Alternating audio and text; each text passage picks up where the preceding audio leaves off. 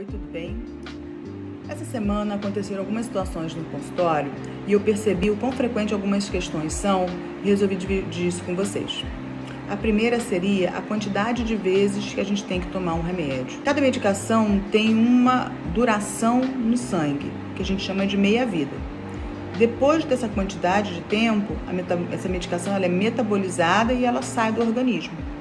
Então, se o médico prescreve uma medicação para ser usada, por exemplo, 3 vezes ao dia, é porque provavelmente a meia-vida dela é de 8 horas e que depois de 8 horas a gente não tem mais medicação suficiente circulando no sangue, necessitando da tomada de mais um comprimido.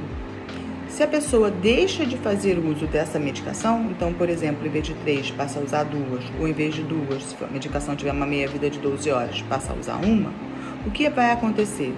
Naquele período onde a medicação já foi metabolizada, a pessoa vai ficar sem medicamento no sangue e, com isso, desprotegida no controle de suas crises.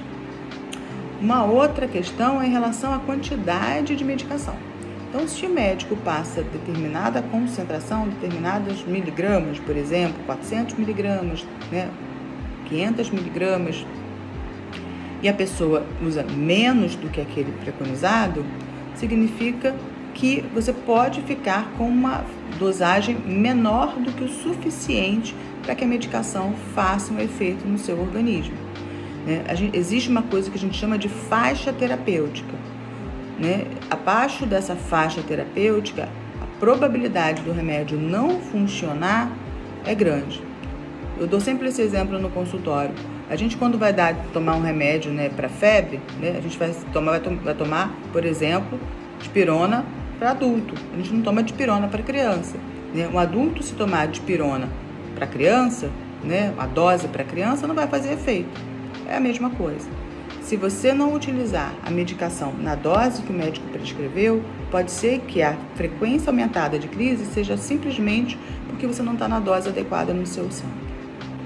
Então, se existe alguma dúvida em relação à quantidade de vezes, à quantidade de comprimidos que você deve utilizar, antes de modificar, converse com o seu médico.